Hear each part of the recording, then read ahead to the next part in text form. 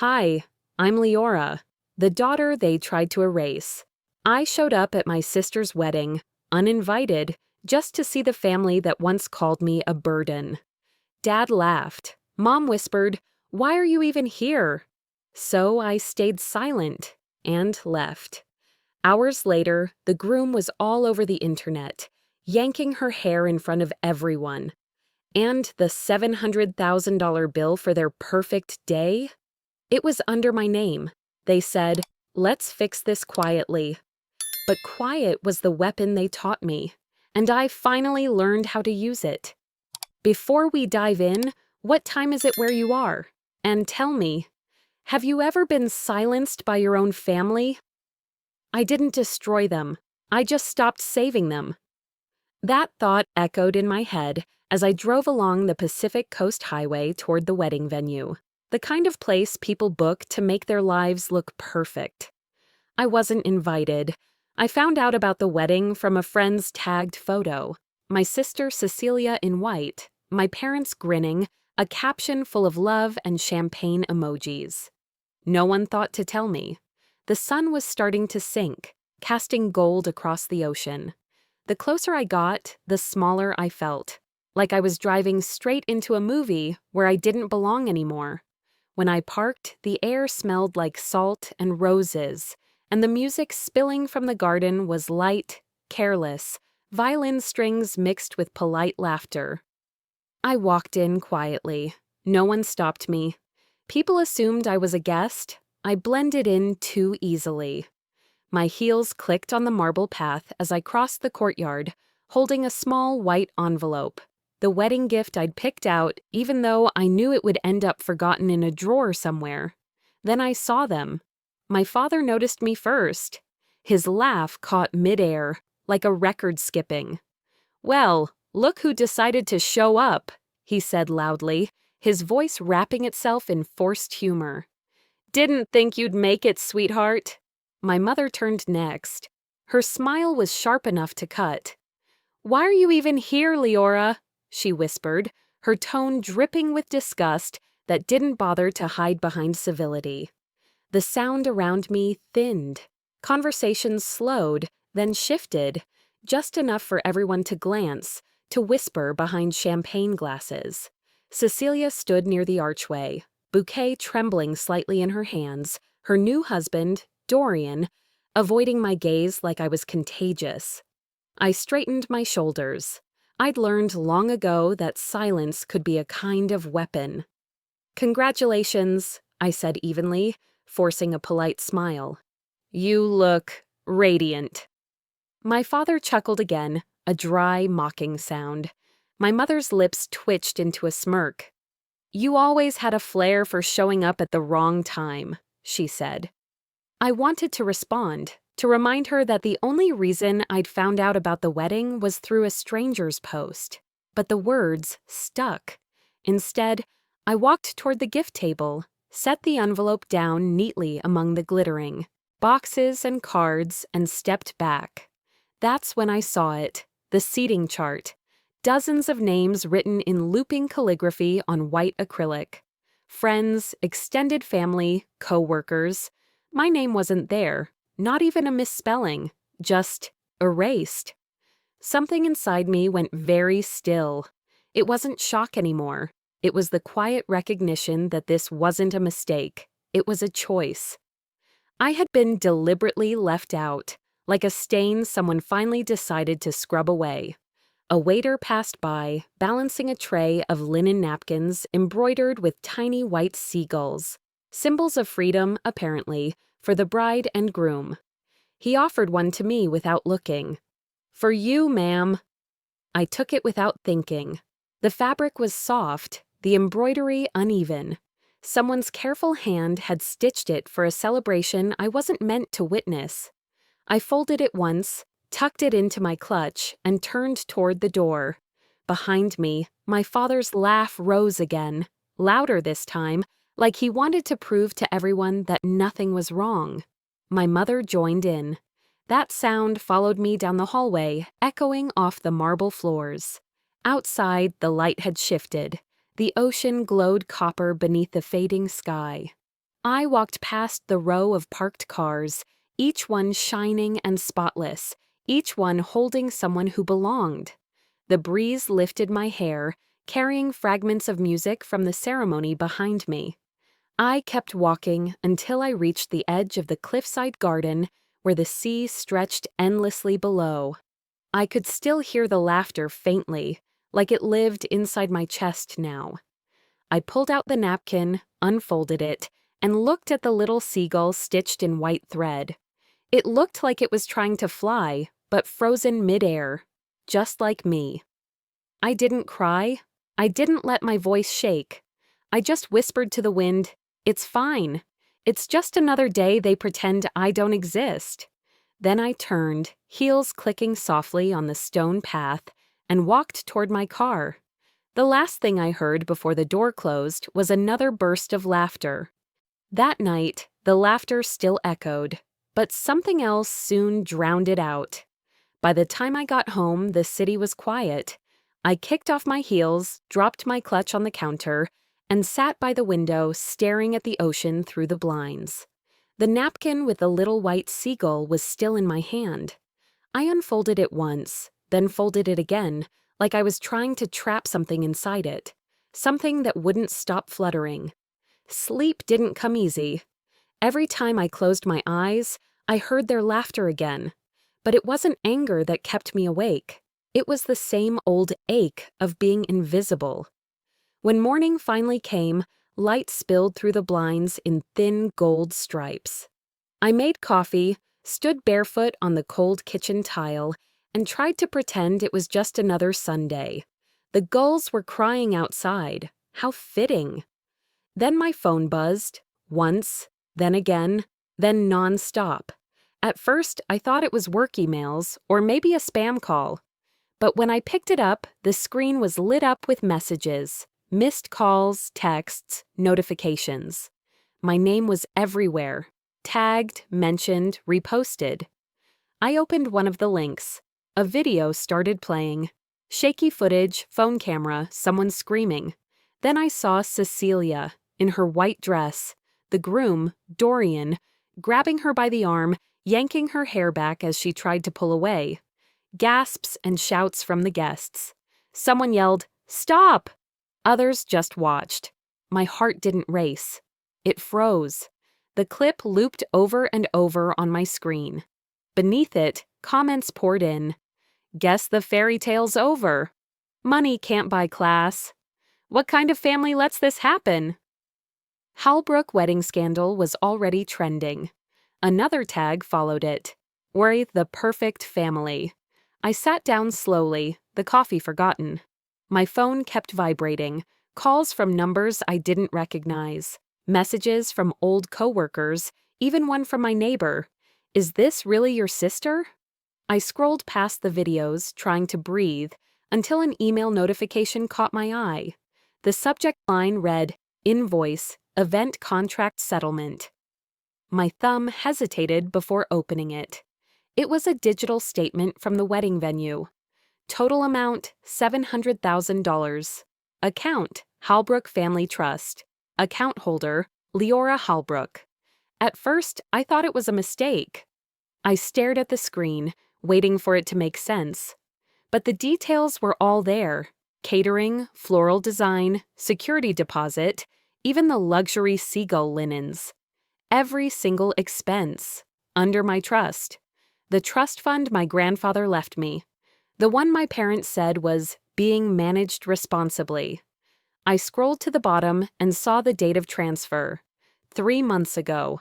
The same month my father told me the paperwork for annual taxes needed a quick signature.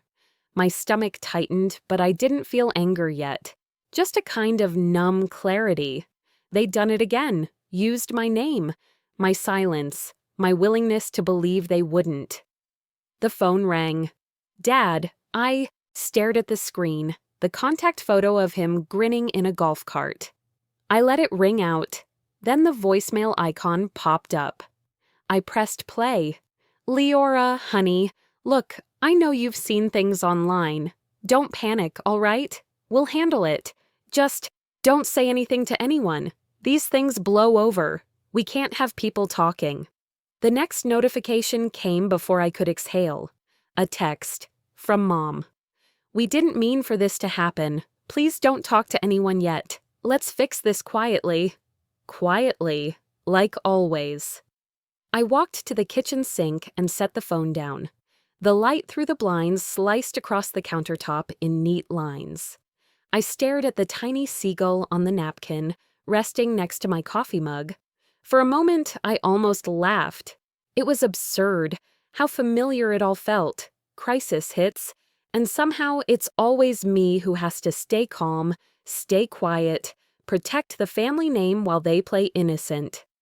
I picked up the napkin again and ran my thumb over the stitching. The threads were starting to fray a little at the edge.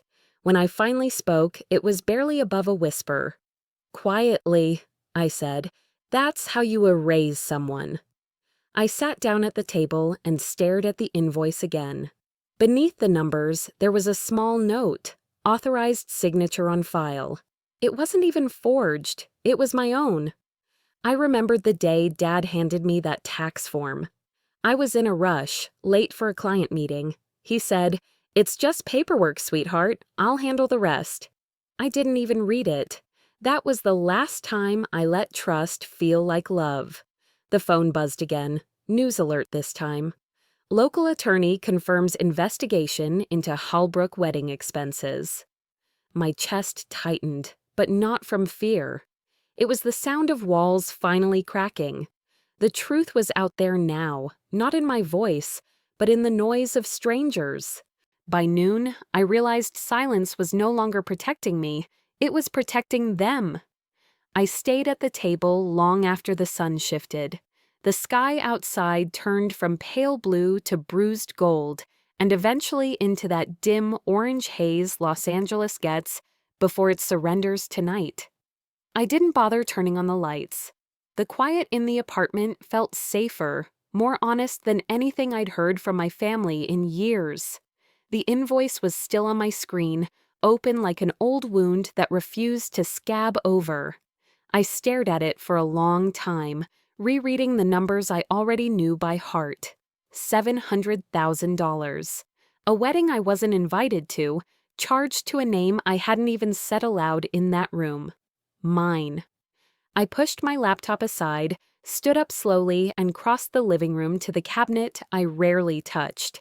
Inside, between a stack of old mail and an unopened wine bottle from 2 Christmases ago, was my old backup drive.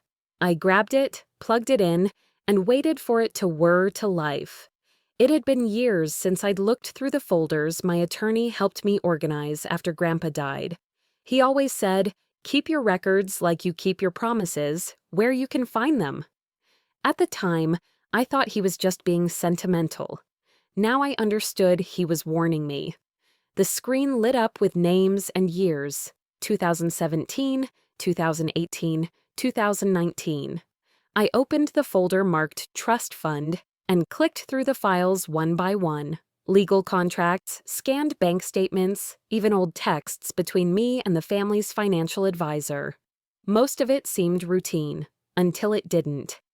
In a folder labeled Tax Docs, signed, I found a PDF from this year, a power of attorney agreement, my signature at the bottom. Except it wasn't my signature. Not really. The loops were too clean. The tail on the R curved differently. I stared at it, remembering how my dad always told me not to overthink. "You get too caught up in the details, Leora. Let someone else handle that stuff." And I had, for too long. My eyes scanned the document again, filed in April, just before the trust was drained. The same week Dad had shown up at my apartment with coffee and a casual, "Mind signing this real quick, sweetheart?" Just IRS junk. I remember that morning. I was running late for a client consult. He made it sound harmless, like signing for a package. He even kissed my forehead after I signed it.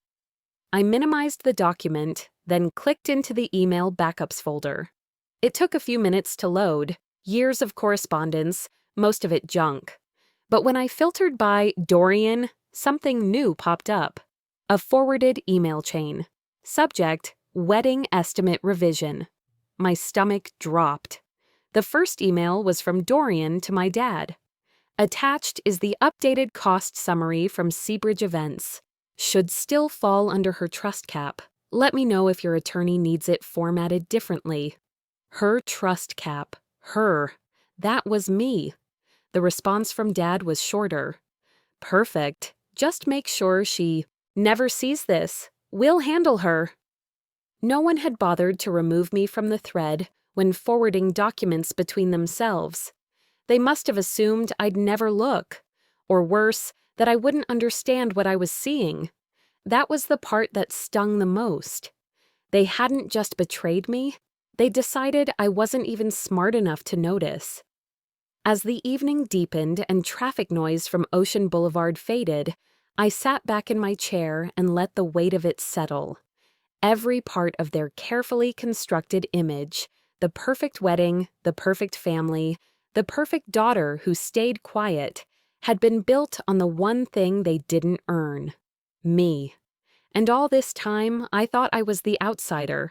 The napkin sat folded by my coffee cup, the little seagull stitched in white thread, still staring up at the ceiling like it wanted to escape. I reached for it without thinking and ran my fingers along its edge. It was the only thing I'd taken from that day, the only thing that felt mine. I opened a new folder on my desktop. I called it Family Legacy, True Version. Then, one by one, I began saving everything. The emails, the PDFs, screenshots of the trust documents, text threads with my mom. Leora, this is how families work. What's yours is ours. Suddenly reeking of manipulation. Even that voicemail from my father, the one I'd ignored for so long. I dragged it over and hit play again, listening closely this time. His voice was warm, calm. It's just easier if you let us handle it. You don't understand business, sweetheart. Sweetheart. That word used to comfort me. Now it made me feel like someone was patting me on the head with one hand while picking my pocket with the other. I sat still, eyes on the laptop screen, and for the first time in years, I didn't feel helpless. I felt clear. This wasn't rage. This wasn't vengeance. It was the steady hand of someone who had finally stopped asking for permission to exist.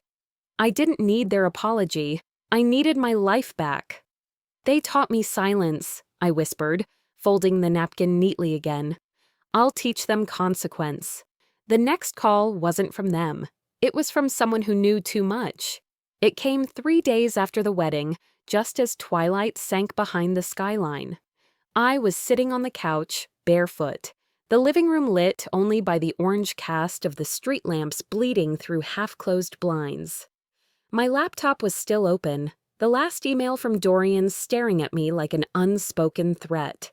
The screen lit up with a caller ID I hadn't seen in years. Thorne and Associates, private line. I let it ring once, then twice. Something in my chest hesitated, sensing that once I picked up, something irreversible would begin. But I answered, "Hello?" There was a pause, like he was choosing his words carefully. "Leora, it's Russell Thorne." I leaned back slowly. "It's been a while." He exhaled, shaky. "I know. Look, I didn't want to get involved. I didn't think it would come to this." "Come to what?" He cleared his throat. "I saw the video, Cecilia's wedding, and then I saw your name trending, tied to the trust. You need to check your grandfather's documents. The original trust agreement? It's been altered." My body went cold. "I have backups," I said cautiously. "Not the ones in your inbox. Look at the internal file directory, the signed agreement from 2020. It's been replaced with a revised version. The new one names Cecilia as co-beneficiary. It was pushed through just before the estate's quarterly audit. Digital signature, faked. I was told not to ask questions." I stood and walked to the dining table, flipping open the external drive. My fingers moved faster than my brain. I knew where the originals were. At least, I thought I did. He kept talking. I shouldn't be telling you this, but your father, he said if I didn't play along, he'd destroy what's left of my business. He has contacts at the firm that audits us. I was cornered. And you folded, I said. His silence said enough. I pulled up the 2020 trust folder. 2 documents, one read, final, signed. The other, updated copy, 2022 review. My hands trembled as I opened the second one. There it was, 2 names listed, Cecilia Halbrook and Leora Halbrook, equal beneficiaries, signed by me, dated 18 months ago. I never saw this, never signed this. Your mother was there, Thorne added suddenly. She was in the room when it was signed. She watched. My breath caught in my throat. No, I whispered, but I already knew it was true. She said it was better for everyone if things stayed quiet. That line, that same line, quiet, better for everyone. She helped them? I asked, voice low. She nodded. She didn't stop it. It felt like the air had left the room. The mother who used to sit beside me with a cup of tea when I couldn't sleep. Who taught me to tie my shoes, to say, thank you, even when I was angry. The woman who told me every time I brought up inheritance or boundaries. Leora, don't stir the pot. It's not becoming. She hadn't just allowed this. She'd been part of it. I didn't cry. I didn't scream. I just stood there, letting the ache bloom quietly inside my chest, like a bruise deep under the skin. Why now? I asked him. Why call me now? Because I couldn't sleep after seeing that video, and I knew this was only going to get uglier. I stared at the napkin under my coffee mug, the white seagull from the wedding. For a moment, I remembered standing outside the venue, watching my father laugh as I walked away, my mother pretending not to see me, my name missing from the seating chart, and now my name stolen from the one thing left that was mine. You did what they forced you to do, I said to Thorne. Now you'll do what's right. He didn't argue. He just said, tell me what you need.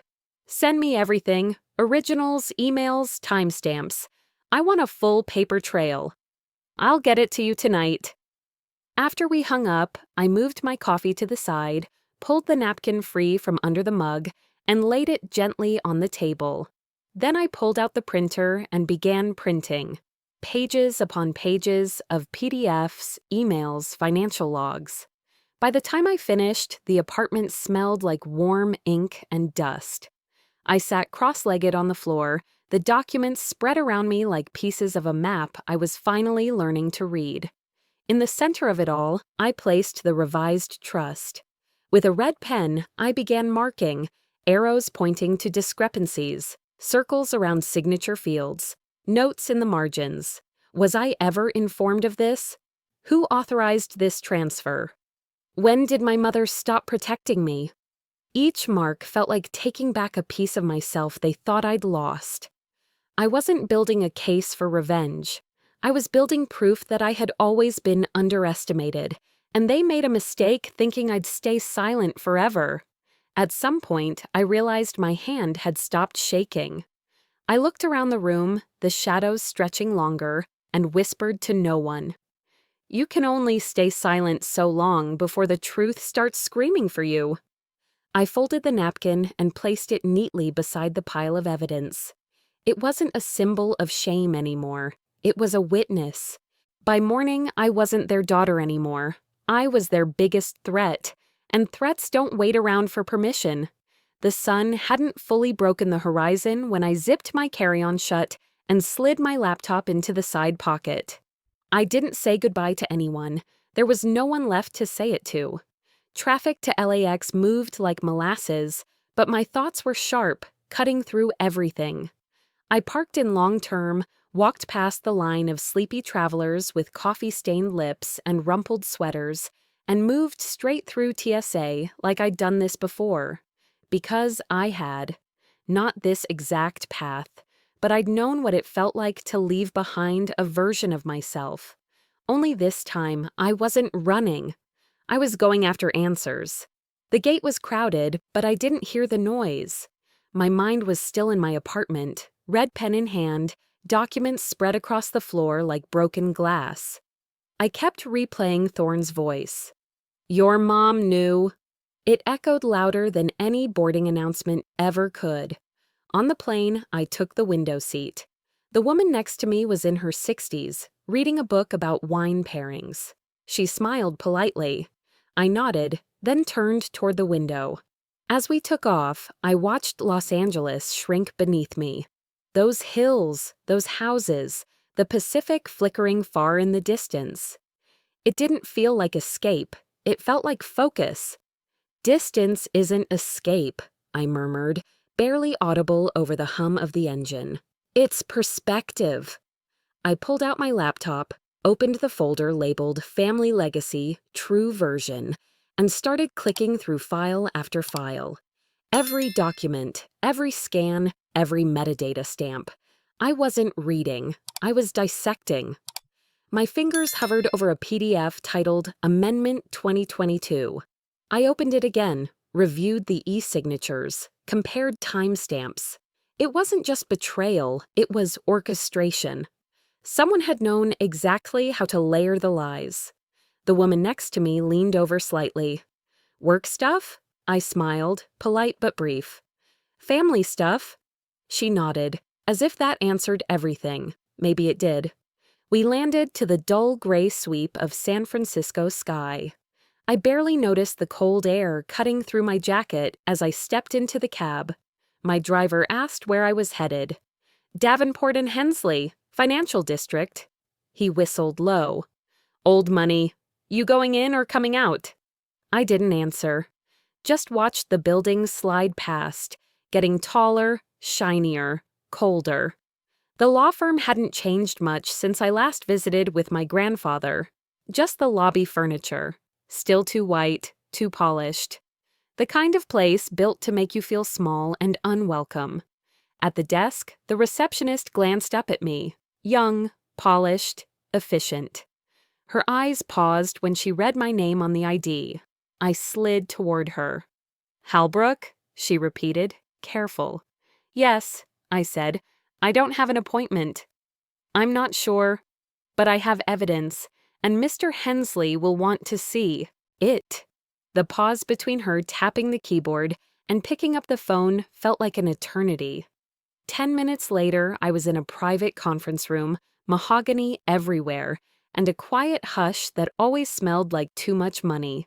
Mr. Hensley entered, slower than I remembered. Older. His white hair thinned, his tailored suit tighter around the middle. But his eyes still had that calculating glint.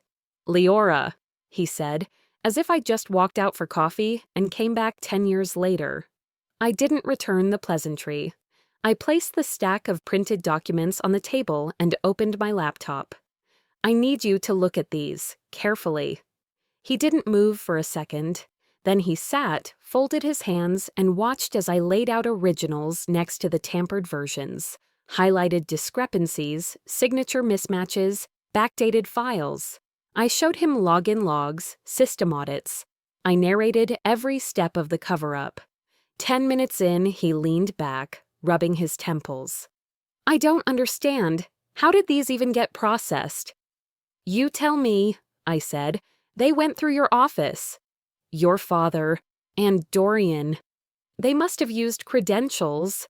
This would have required internal access. And approval," I added, "from someone inside." The silence cracked something between us. "If this gets out," he said finally, voice low, "it'll ruin your family, and us." I looked at him squarely. Then maybe it's time something finally gets destroyed. He didn't argue. I pulled out my phone, recording app open. I placed it between us. "I'm not here to make threats, Mr. Hensley. I'm here to reclaim what's mine." "You've changed," he murmured. I smiled, just a little. "You never really saw me to begin with." The meeting ended without handshakes. As I stepped back into the wind-chilled afternoon, a gust swept through the high-rise corridor, sending a loose paper skidding across the floor near the receptionist's desk. I bent down to catch it. It was a photograph, yellowed slightly with age, clipped to a client file that had slipped loose. Me, maybe 8 years old, standing beside my grandfather outside this very building. We both wore matching navy coats. He had his arm around me. On the back, in his unmistakable handwriting, "For Leora, trust your own voice."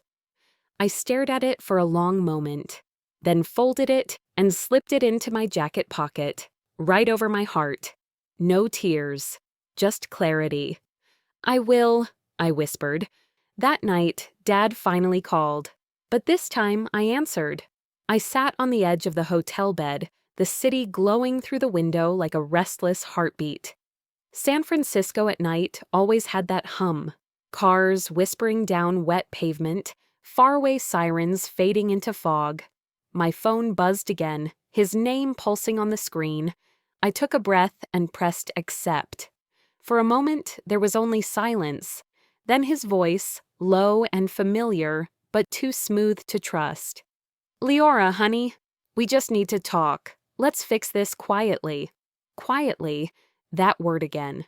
The same word they'd used when they erased me from the trust, when they told me to stay out of sight at family events, when they laughed at the wedding as if I'd never existed.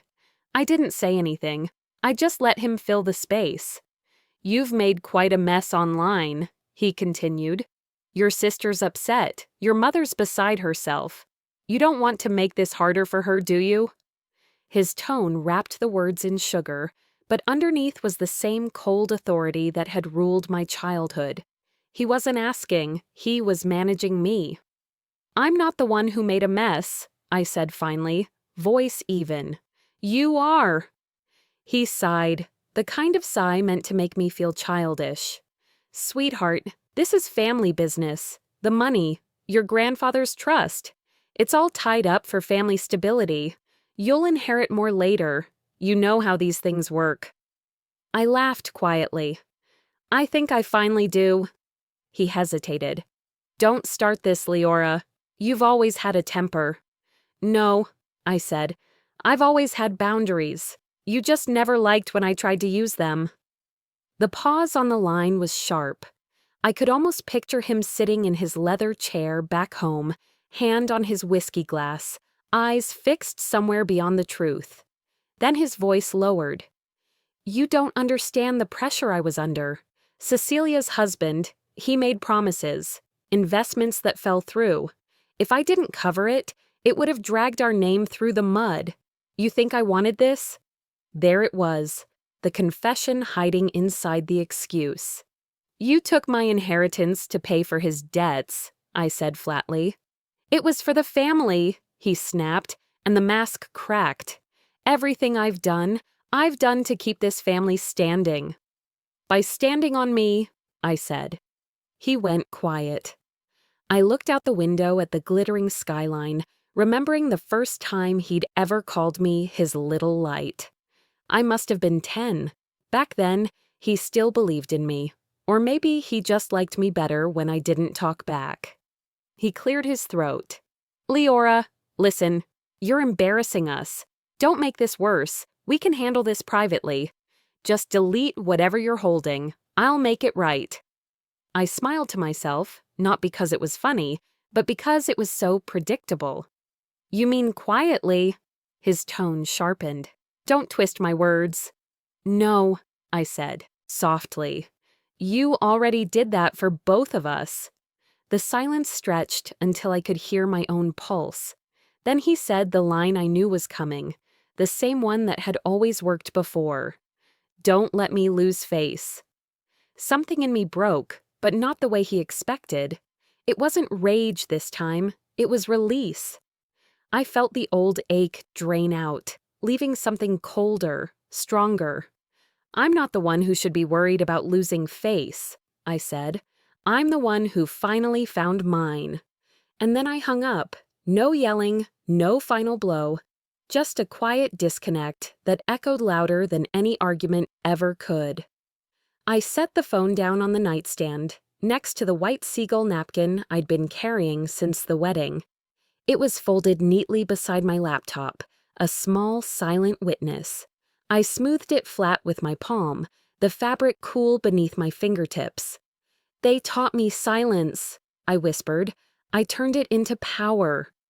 I opened my laptop and began typing. The subject line glared back at me. "The Holbrook Family Trust, missing millions." I attached the files, the bank records, the forged documents, and the recorded call. I didn't hit send. Not yet. Instead, I clicked schedule for 24 hours. Because silence, when chosen, is control. And control is the one thing they never thought I could have. Outside, the fog rolled in, swallowing the city lights one by one. I sat there for a long time, watching them disappear, like illusions losing their shine. By sunrise, they weren't the only ones exposed. The sky over San Francisco was a pale wash of silver and peach as I stepped out of my hotel and walked the short block to a quiet corner cafe. I ordered a black coffee, took the window seat farthest from the crowd, and opened the paper like I wasn't waiting for something. But I was. My phone, at first, stayed silent. A small mercy. I sipped slowly, eyes skimming through articles that had nothing to do with me. City council debates, real estate projections, morning fluff. Then the first vibration came. One message, then 3 more, then a flood. By the time I set the cup down, the entire screen was blinking. I unlocked my phone and didn't even need to search. It was already everywhere. A video. Grainy, handheld, clearly recorded on someone's phone from behind a bush near the venue. The groom, Cecilia's perfect polished husband, stumbling drunk in his tux, grabbing Cecilia by the arm, yelling something slurred and cruel before yanking her hair. She tried to pull away, but he didn't stop. A voice in the background screamed, "Someone call security." The video cut just after a crash. Glass, maybe. Underneath it, 2.8 million views. And climbing. The hashtags had mutated overnight. Halbrook wedding turned into Sahar Halbrook scandal, Jar trust fund theft, or bride bruised. I blinked, stunned. Not because it was public, I had prepared for that, but because I hadn't sent the email yet. Scrolling through the notifications, I found the answer. An anonymous Reddit post. Attached were scans of the trust documents, timelines, financial transactions, everything I'd collected. It was my evidence, down to the red annotations. But I didn't leak it. Then a name popped up in my encrypted inbox. Thorne. Just a 2-line message. "You told me to do what's right." So I did. Stay safe. I stared at the screen for a moment, heart thudding, not from panic, but from vindication. They always underestimated me. They assumed silence meant fear. They thought I was just the girl in the corner with the napkin and the polite nod. Now the world was watching. And it wasn't my mouth that spoke first. It was the truth they tried to bury. My phone rang again. Dad, decline, then again, decline. Another call, voicemail. Then a text from Mom. "Please, Leora, your sister's marriage is falling apart. Don't let this destroy us. Destroy us." Like I had set the fire, like I hadn't been the one burned for years, while they smiled through parties and told me I was too sensitive every time I pointed to the smoke. I didn't reply. Instead, I put on my coat, slid the last sip of cold coffee across the table, and walked toward the pier. The streets were stirring now. Tourists with cameras, runners dodging pigeons, baristas calling names. But I felt quiet inside, not numb, just finished. I leaned against the railing near the water, letting the breeze hit my face. Gulls floated overhead. The fog had started to pull back, revealing cargo ships in the distance, sluggish and heavy with weight. "You can't bury the truth forever," I said under my breath. "Eventually, it digs itself out." I reached into my coat pocket and pulled out the white napkin, the same one from the wedding, now folded neatly into a small square. I ran my thumb over its creases, then opened my hand. The wind took it fast. It fluttered, danced, and vanished over the bay. Release, not loss. For a moment I let myself imagine this being the end, letting it all go, turning the page. But peace doesn't stay long when you're still tied to people who believe control is their birthright. Just as I turned back toward the street, my phone buzzed again. Unknown number. The text was short. "You think this is over? Check your accounts." My chest tightened. I opened my banking app. Access denied. Account frozen. Savings 0.0. I stood still, surrounded by strangers and sunlight and noise, while everything I'd worked to reclaim was locked behind a wall of retaliation. Dad had made his next move, but this time I didn't panic. I didn't call Thorne. I didn't cry. Instead, I opened my notes app and started a new file. Title, Moves They Didn't Expect. Because if they wanted war, I'd show them how silence fights back. That morning, sunlight finally cut through the fog like a blade. Clear, sharp, unapologetic. It bounced off the glass towers of San Francisco's financial district as I walked into the law offices of Marlowe and Hartwell, 10 floors above Market Street. I had barely slept, but I didn't need sleep. I needed results. Attorney Blake Marlowe sat behind a wide mahogany desk, her presence unshaken and precise. She had the kind of calm that made you nervous. Everything about her said, "Don't waste my time." She scanned the stack of papers I placed before her, transaction records, falsified trust documents, the timeline I'd created down to the hour. She paused at one page in particular, the trust transfer.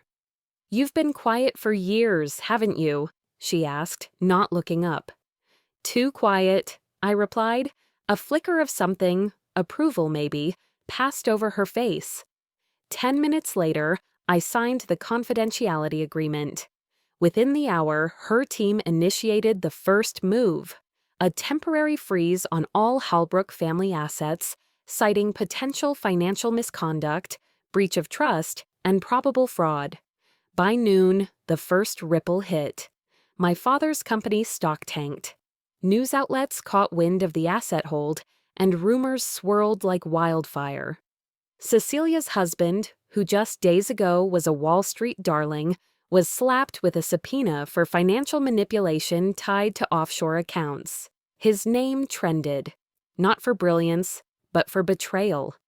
Then came the kicker. One of Blake's associates entered the room with a sealed envelope. He placed it in front of her with the gravity of someone carrying live ammunition. "It's been authenticated," he said quietly. Blake opened it and handed me the document. A signed addendum to my grandfather's trust, dated 3 months before his death, sealed with his attorney's signature and a notary stamp. It stated clearly and without room for ambiguity. In the event of coercion, fraud, or misappropriation by any family member, Leora Halbrook shall be recognized as sole heir to the Halbrook estate and trust. I sat back in the leather chair, the silence between us thick. My grandfather knew. He knew what they were capable of, and he had built a failsafe for me. Blake leaned back, arms crossed. "This changes everything." "I know," I said, voice steady. "Let's change it all." That afternoon, news of the addendum leaked. No one knew how. Maybe someone in the legal chain. Maybe fate finally had a spine. By 5 p.m., the Halbrook name had turned radioactive. TV anchors used phrases like inherited deception, silent empire, trust betrayal. I watched a panel of business pundits argue whether my father's empire had been built on exploitation. Some defended him, most didn't. I hadn't spoken to my family in days, until my father called again. His voice, once commanding, now cracked with something I couldn't identify. Regret? Fear? Or just the loss of control? "Leora, please, you've made your point. Just stop before it destroys us all." I didn't raise my voice. I didn't cry. "You destroyed us," I said, "the day you erased me." Then I hung up. Later that night, a message from my mother blinked on my screen. "Please save this family." I stared at it for a long time. This was the same woman who'd sat silently in that room when they changed the documents. The same woman who looked through me at the wedding like I was background noise. Save this family? I closed the message without replying. Instead, I poured myself a glass of red wine from the minibar and stepped onto the balcony of my hotel. The air was cool, salty, carried by the Pacific. Something fluttered at the edge of the railing. I stepped closer. The white napkin. Crumpled, wind-worn, but unmistakably the same one I'd let go days ago. It must have been caught in the wind, tossed and turned, and somehow, against all odds, found its way back to me. I picked it up slowly, smoothing its creases. Some things find their way home. The next morning, headlines started using a new phrase. The quiet air. They asked for interviews. Journalists emailed, podcast hosts called, social media accounts speculated. But I didn't speak. I didn't explain, defend, or deny. I let the truth burn loud enough to speak for itself. And by the time they realized what silence could do, I was already gone. I left San Francisco without telling anyone. No press, no farewell texts, not even a note to the legal team. I just packed a weekend bag, tossed it in the back of a rental, and headed south along Highway 1. I kept the windows down the whole way, letting the wind wash over me like a baptism. The farther I drove, the lighter I felt. Somewhere past Big Sur, the traffic thinned, the ocean widened, and my grip on the steering wheel loosened. By the time I reached Carmel by the Sea, the fog had lifted. I had no idea how long I'd stay. All I knew was I didn't want to be found. The cottage I rented sat at the edge of a bluff, nestled among wind-worn cypress trees. It smelled faintly of old wood and salt air. No TV, no ticking clocks, just the ocean's breath in and out, like a steady companion that asked for nothing but presence. The court hearings were done. My name had been cleared in every legal sense. Cecilia's husband would face trial next spring. My father's firm filed for bankruptcy under public scrutiny. My mother had disappeared from interviews, her publicist spinning phrases like privacy request and emotional toll. And me, I wasn't angry anymore, just tired in a way that felt clean. Most mornings started the same. A mug of black coffee in hand, I'd sit barefoot on the back porch, staring out at the horizon. No news alerts, no urgent emails, just seagulls wheeling above and the rhythmic hush of waves below. I kept one framed article on the counter, not for glory, but for grounding. The front page of the Los Angeles Daily Herald with the headline, "The Quiet Air, How Silence Became Power." I didn't smile when I read it. I didn't need to. One morning, maybe 2 weeks after I'd arrived, I heard the mail slot click. I almost ignored it, assuming it was junk. But something about the envelope, the way my name was written in a familiar hand, stopped me. No return address, just a single page, folded once. It was my father's handwriting. "You were right. We made you small so we could stay big. But now I understand. You were the only one who ever held this family together. No excuses, no deflections, just that." I sat at the kitchen table and read it again. Then again. I didn't cry. Not because it didn't move me, but because it didn't demand that from me. Some things, when broken long enough, stop bleeding. They simply scar. That evening, as the sky bruised into twilight, I walked the shoreline. The cold sand clung to my feet. I carried something in my coat pocket, tucked there without really knowing why. The napkin, the one from the wedding, the white one with the seagull print. I had folded it and unfolded it 100 times in the past few weeks. It had traveled with me across every state of grief, Humiliation, fury, clarity, then calm. The waves were gentle that evening, as if listening. I knelt near the surf and laid the napkin down. "That's yours now," I whispered to the sea. "You taught me how to stay quiet, but I learned how to stay free." The tide reached forward, curled around it, and carried it away. I stayed there, watching it disappear into the soft gray-blue distance until I could no longer tell it from the foam. Later, back at the cottage, I poured a glass of wine and settled into the wooden chair on the porch. The sun had dipped behind the water, leaving streaks of copper and gold in its wake. My phone buzzed once, a number I didn't recognize. The text read, "We'd love to feature your story on our podcast. Millions would be inspired. Are you open to a conversation?" I stared at the message for a moment, then typed, "There's nothing left to tell." Silence said it for me. I set the phone down, closed my eyes, and listened. The waves answered, not loud, not rushed, just steady, endless, whole. And for the first time in my life, I wasn't anyone's daughter, anyone's burden, or anyone's forgotten secret. I was simply me. The waves kept rolling, each one softer than the last, until it sounded almost like applause. "So, Oris,